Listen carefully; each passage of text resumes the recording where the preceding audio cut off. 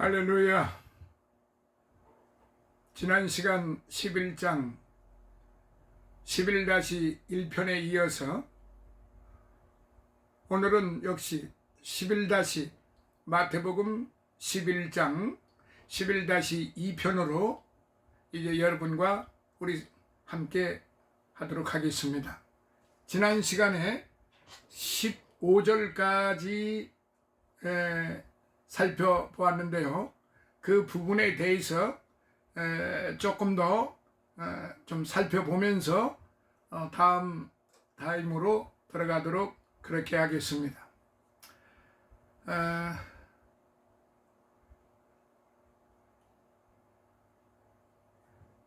메시아 앞서 보내진 세례 요한에 대하여 설명하심으로써 그의 구속사적 위치와 자신의 메시아로서의 증거를 확실히 하고 있죠.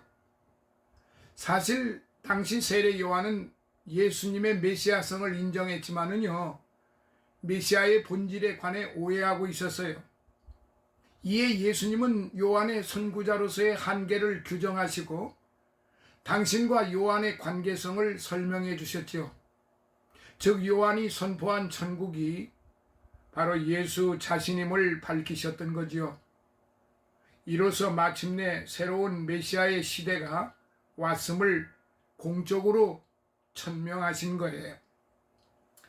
그 첫 번째, 세례 요한에 대한 증거의 목적을 한번 살펴보도록 하겠습니다.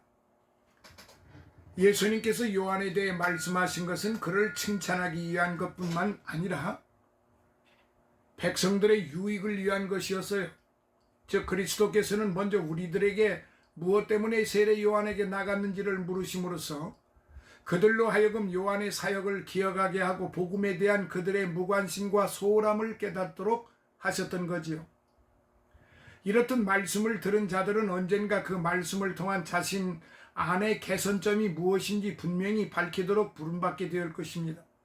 다시 말해 그들은 말씀에 대해 얼마만큼 자신 안에 적용하고 있는지를 확인받게 될 거예요.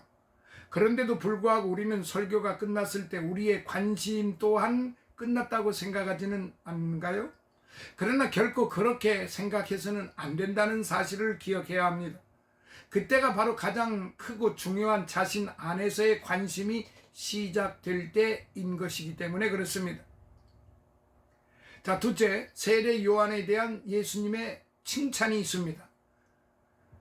세례 요한에 대한 그리스도의 칭찬을 살펴보면 다음과 같아요. 즉 세례 요한은 세상의 모든 화려함과 감각적 기쁨에 대해서 죽은 사람, 다시 말해 자기 자신을 부인하는 사람이었어요. 특히 그의 이러한 성품은 그의 차림새와 그가 거했던 상황 속에서도 그대로 일치되어 나타났는데요.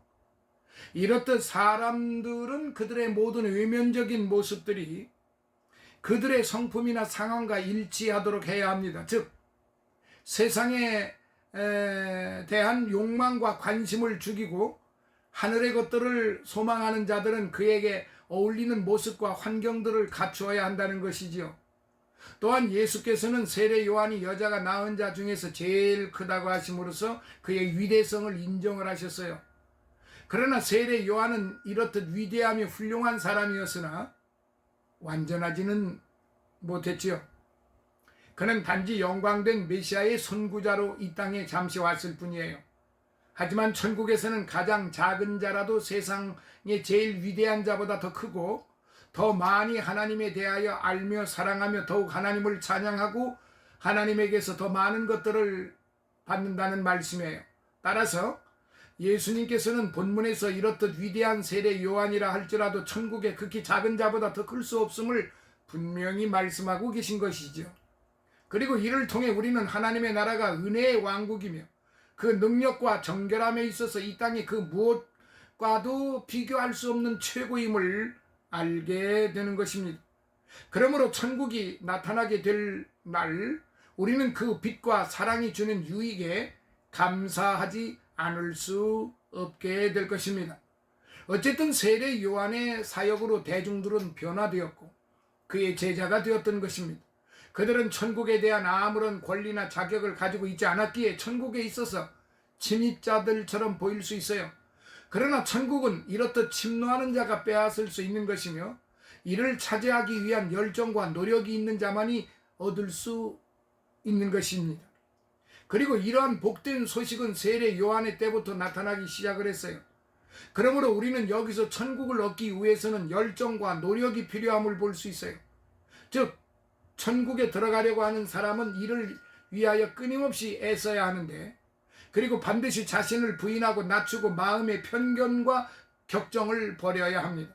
진정 위대한 구원의 역사에 관심이 있는 사람은요, 그것을 얻기 위해 필사의 노력을 할 것이며, 그러한 구원의 축복을 얻기 위해 이 세상의 모든 것을 포기할 수 있어야만 하는 것입니다.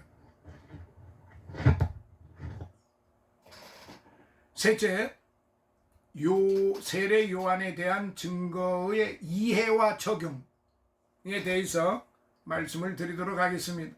본문에 보면 예수님께서 세례 요한에 대한 증거들을 말씀하시면서 15절에 귀 있는 자는 들을지어다 라는 말씀을 덧붙이고 계십니다. 이에 우리는 하나님께 속해 있는 것들은 아무리 사소한 것일지라도 깊은 관심을 가져야 한다는 사실을 깨닫게 되죠. 하나님께서는 그가 우리에게 준 능력을 바르게 사용하는 것 이상을 요구하시지 않으십니다. 진정 들을 귀와 이를 깨달을 수 있는 사고력을 주신 하나님께서는 우리가 오직 말씀 듣기를 요구하십니다. 그러나 우리들은 들을 귀를 막음으로써 그것을 듣지 않고 있으며, 듣기는 하나 이를 실천하지 않음으로써 올바른 깨달음을 갖지 못하는 것이지요. 그러므로 우리는 우리 자신이 듣지 않음으로 깨어나지 못하는 영적 나태와 무기력을 항상 염려해야 하는 것입니다. 자, 다음으로 16절로부터 24절까지의 말씀을 살펴보도록 하겠습니다. 유대인의 잘못.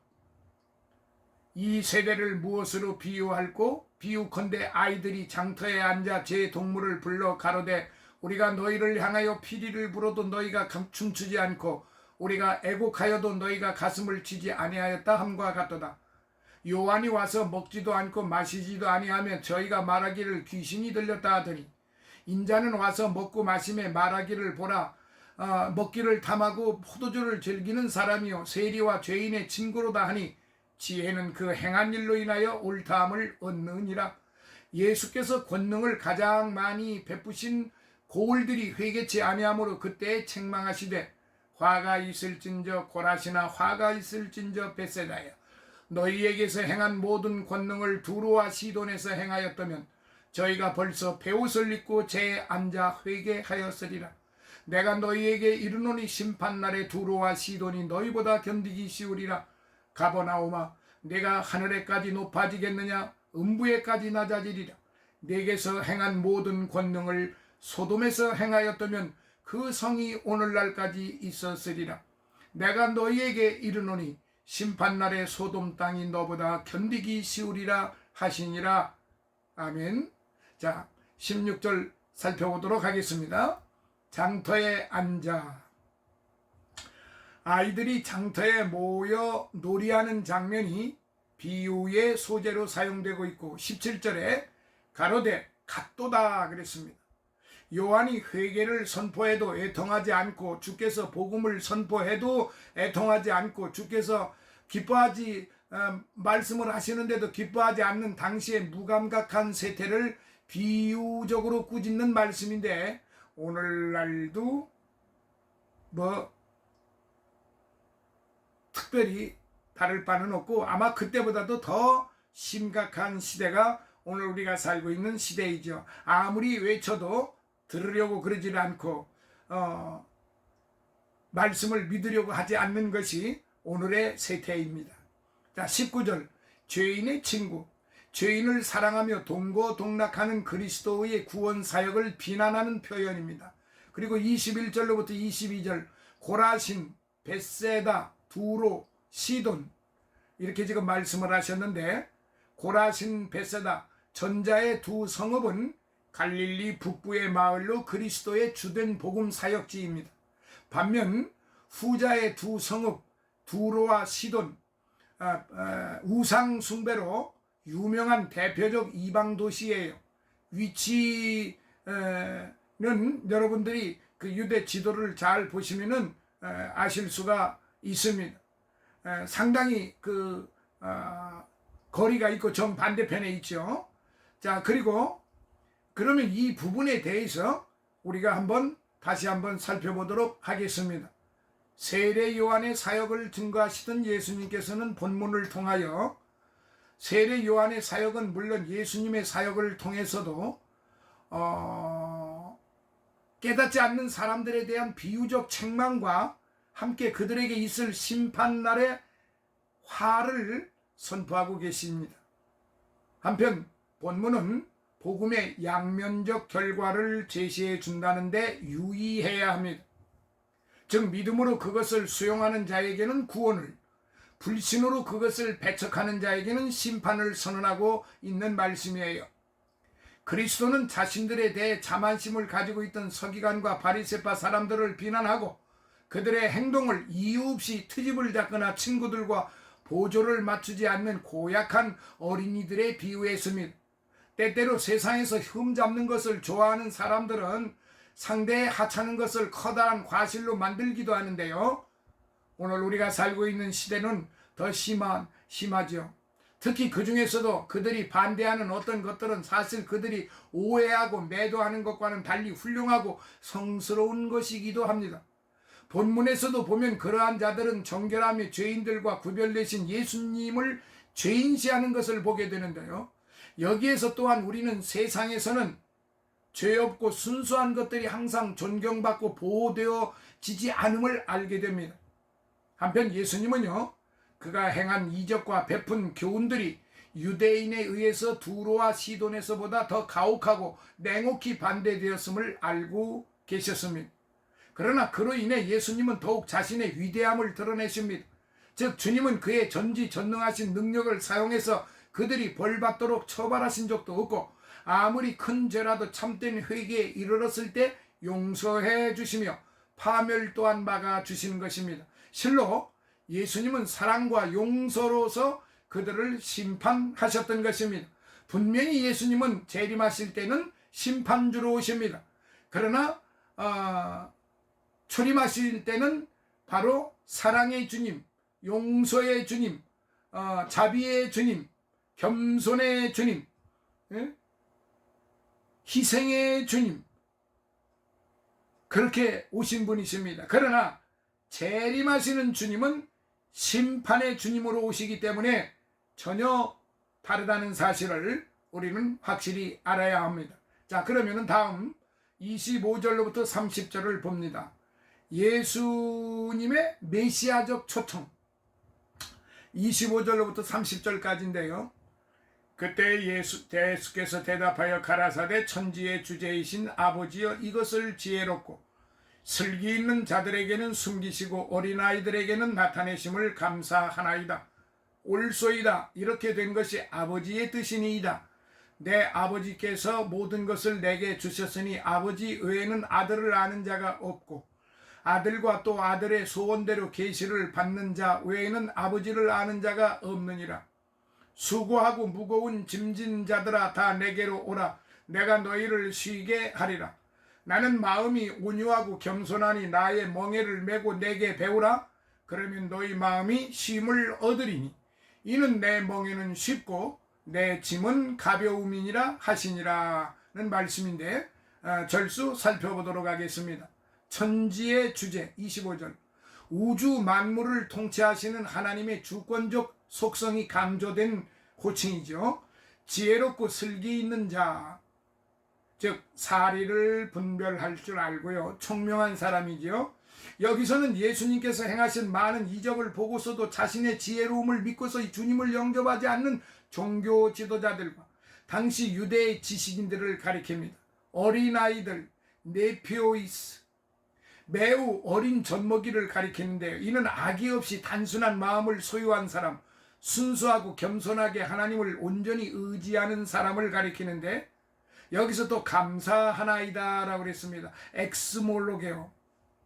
엑스몰로게오라는 말인데요. 인정한다, 찬양한다는 뜻입니다. 따라서 이것은 하나님의 섭리를 인정하면서 벅찬 감격으로 찬양한다는 그런 의미예요. 26절 올소이다 나이, 올소이다 나이라는 말입니다. 다음에 언급될 내용을 긍정적으로 강조할 때 사용되는 관용적인 표현인데 아버지의 뜻이니이다. 여기서 뜻 유토기아, 유도키아라는 말입니다. 예? 아버지의 뜻이니이다. 그 즐거움, 즐거움이에요. 선한 생각이라는 뜻입니다. goodwill이라는 뜻이에요. 따라서 본절을 직역을 하면은 영어로 goodwill인데 당신 앞에 즐거움이 되었습니다 라는 뜻이에요. 아버지의 뜻이니이다 라고 하는 것은 당신 앞에 즐거움이 되었습니다 라는 뜻이란 말입니다. 27절 모든 것 판타라는 말이에요. 사람을 포함한 모든 우주 만물과 영의 피조물, 즉 하나님은 모든 피조 세계를 만드시고 그리스도는 그 다스릴 권한을 위임받으셨습니다. 계시를 받는 아포칼립사이 라고도 하고 아포칼립시스라고도 합니다. 직역을 하면은 아들이 계시하는 이라는 뜻입니다. 이는 예수님께서 하나님의 비밀을 열어 보여주는 자만이 하나님의 참뜻을 밝히 깨달을 수 있다는 말인데 좀 다른 우리 문화적인 표현으로 제가 말씀드리면은 감추어진 것을 이렇게 드러내어서 알게 하다라는 그런 의미가 되기도 합니다. 자, 28절. 자, 우리가 너무나도 잘 아는 그런 말씀이죠. 28절. 수고하고 힘든 즉 이 말은 코피아오라는 말인데요. 힘든 노동으로 피로하고 쇠약해진 상태를 뜻합니다. 무거운 짐, 감당하기 힘든 육체적 고통과 마음의 근심. 여기서는 특별히 율법과 구약의 전통에 얽매여 죄 가운데 사로잡혀 있는 상태를 말합니다. 내가 쉬게 하리라. 복음의 초대입니다. 진정 세상의 모든 고통은 안식과 평안의 주인이 되신 그리스도 안에서만 누릴 수 있어요. 29절 나의 멍에 팔레스타인에서는 반드시 2마리 소에게 멍에를 메었습니다. 열왕기상 19장 19절. 따라서 나의 멍에는 그리스도와 함께 매는 멍에를 말하는데요. 한편 이 표현은 유대 사회에서 사제지간을 가리킬 때 사용이 되었습니다. 자, 30절 쉽고 크레스토스 쉽고라는 말인데 크레스토스라는 말이에요. 적절한 뜻 suitable 적절하다는 말이에요. 유용한 useful이라고 이렇게 말하기도 합니다. 유용한이라는 뜻이에요. 즉 주님의 멍에 즉 주의 가르침과 교훈이 구원을 얻기에 합당하다는 말이죠. 의미죠. 가벼움. 율법의 멍에는 오히려 죄를 깨닫게 하여 죄의식에 사로잡히게 하기 때문에 무거운 짐이 된다는 로마서 3장 20절 사도 바울의 가르침입니다. 그러나 주님의 멍에는 구원의 복된 소식을 가져다 주어 죄로부터의 자유를 얻게 하기 때문에 가벼운 것입니다. 제가 지금 조금 전에 이제 말씀드린 것처럼 바로 우리가 많이 인용하는 말씀 중에 하나 11장 28절로부터 30절에 있는 말씀 다 같이 한번 같이 읽어보시죠. 시작. 수고하고 무거운 짐진 자들아 다 내게로 오라. 내가 너희를 쉬게 하리라. 나는 마음이 온유하고 겸손하니 나의 멍에를 메고 내게 배우라.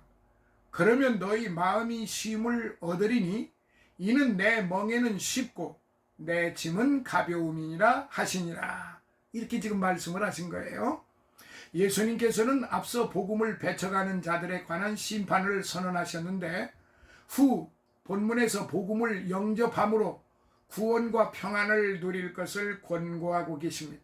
실로 천국에 들어가는 것은 어떤 공적과 고행을 통해서가 아니라 이와 같은 메시아의 초대를 순전하고 겸손히 받아들임으로서만 가능한 거예요. 그러니까 구원을 받는 것은 그 어떤 수고로움, 그 어떤 명예, 권세, 재물, 지식 이런 걸 가지고 구원을 얻는 것이 결단코 아니라는 사실이에요. 하나님을 아버지로 모실 때 어린아이처럼 순수하게 기뻐해야 합니다. 그리고 하나님은 모든 존경을 받으시며 모든 것의 주권을 가지고 하늘과 땅의 주인으로서 신뢰를 받으시며 악에서 우리를 보호하시며 모든 선한 것들을 우리에게 주시는 분임을 기억을 해야 합니다. 또한 우리는 여기에서 복음을 받아들이는 자들에 대한 주님의 권고의 말씀을 살펴볼 수 있는데요. 이제 첫 번째, 수고하고 무거운 짐진 자들을 초대하셨습니다. 얼마나 감사하고 고맙습니까? 얼마나 행복한 초대인지 모릅니다. 우리는 언감생심 초대받을 자격이 있는 사람이 아니잖아요. 근데 주님이 보증하심으로, 주님이 그 부분에 대해서 우리가 지었던 모든 죄를 단번에 다 책임을 지시겠다고, 주님이 전부 다 해결해 주시겠다고 그렇게 해서 해결해 주셨잖아요. 그러니까 수고하고 무거운 짐진 자들을 초대하셨다. 여기서 말하는 이 수고하고 무거운 짐진 자들, 이 세상에서 살면서 옳은 것이든 그른 것이든 강도질을 했든 도둑질을 했든 간음을 했든 온갖 흉폭한 일을 다 했던 그런 걸 통합해서 우리가 생각을 하면 됩니다. 수고하고 무거운 짐진, 내가 살기 위해서 올바로 수고했던, 그르게 수고했던 간에 어쨌든 우리는 이 세상에 살면서 헤아릴 수 없을 만큼 수고했습니다. 그래서 무거운 짐을 졌습니다. 그 무거운 짐이 뭡니까? 바로 죄 아닙니까? 무수한 죄에 대한 짐을 우리가 지고 있었는데 그런 자들을 초대하셨다는 사실이지요.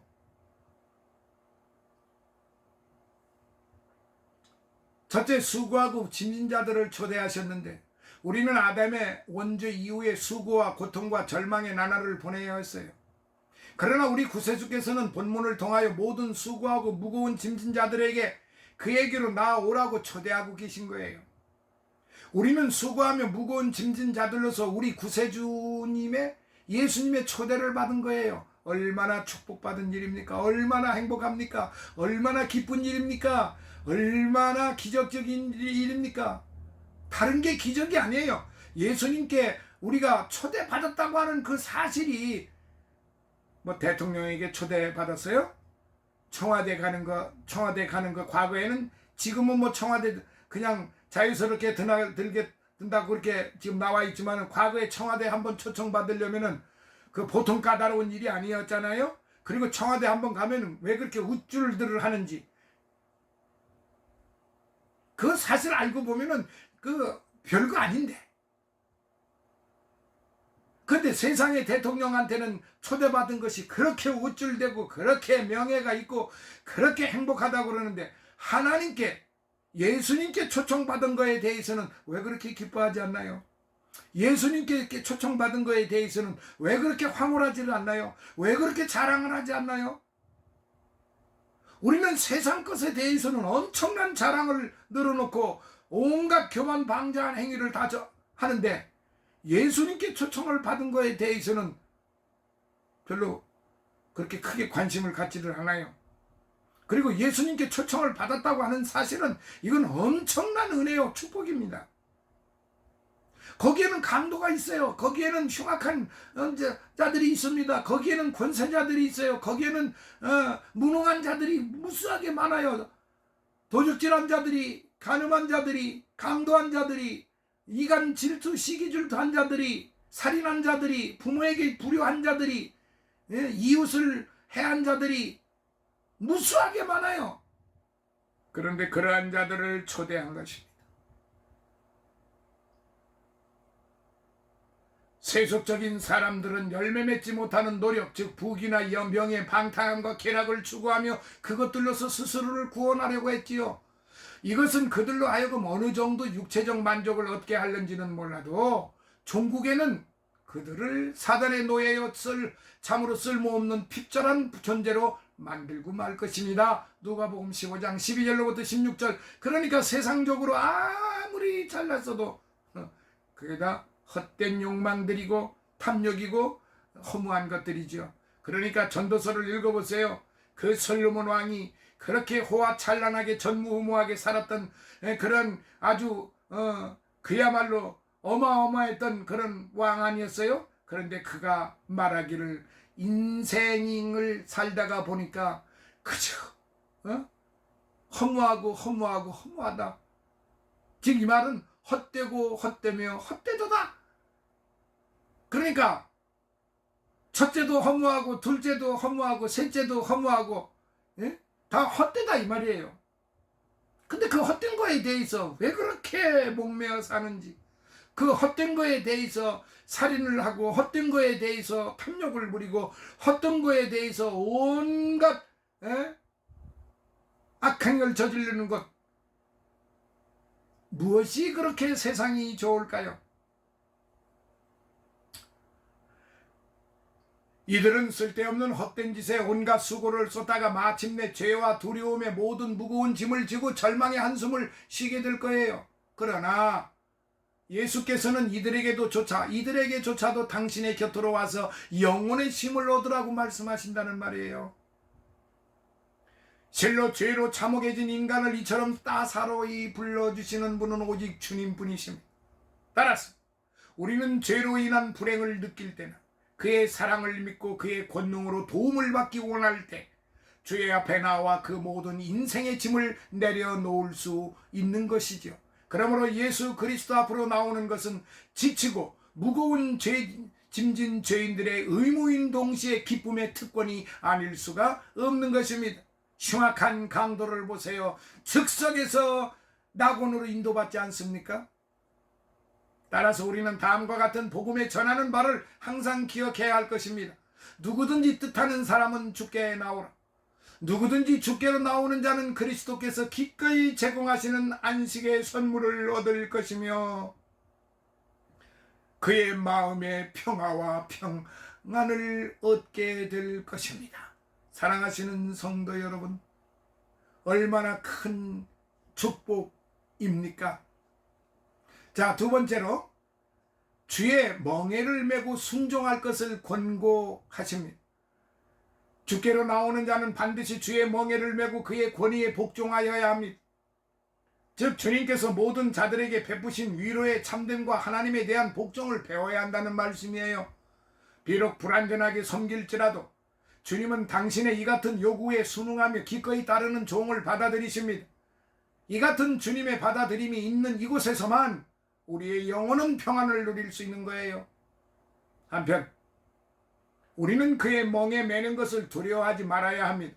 왜냐하면 주님께서는 우리 앞서 이 같은 멍에를 친히 져주셨고 히브리서 4장 15절로부터 16절, 또한 우리가 매는 십자가는 우리 죄를 위해 피 흘려주신 당신의 사랑과 연결되어진 멍에이기 때문에 그렇습니다.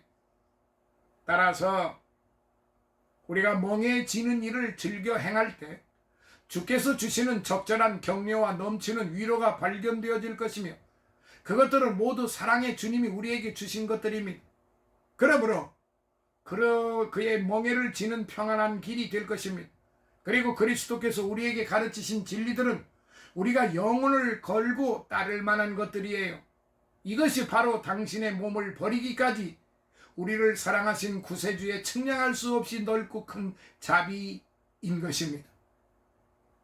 이제 말씀을 마치겠습니다. 그러므로 우리는 구원을 위해서 노함과 죄악을 조장하는 사단으로부터, 그리고 우리의 모든 근심, 두려움, 슬픔으로부터 일어나 주님 앞으로 매일 나와야 합니다. 그리고 무엇보다도 우리는 즐거운 마음으로 주님과 멀리 있었을 때 우리가 했던 모든 헛된 일들을 주님께 나와 우리의 입술로 모두 다 고백을 해야 합니다. 그런 후에 비로소 우리 영혼의 참 안식을 구해야 할 것입니다. 할렐루야. 이제 11-2편은 여기서 마무리하고 다음 시간에 이 11장에 대해서 전반적으로 또 살펴보면서 마무리를 하도록 그렇게 하겠습니다. 11-3편에서 다시 만나요. 감사합니다.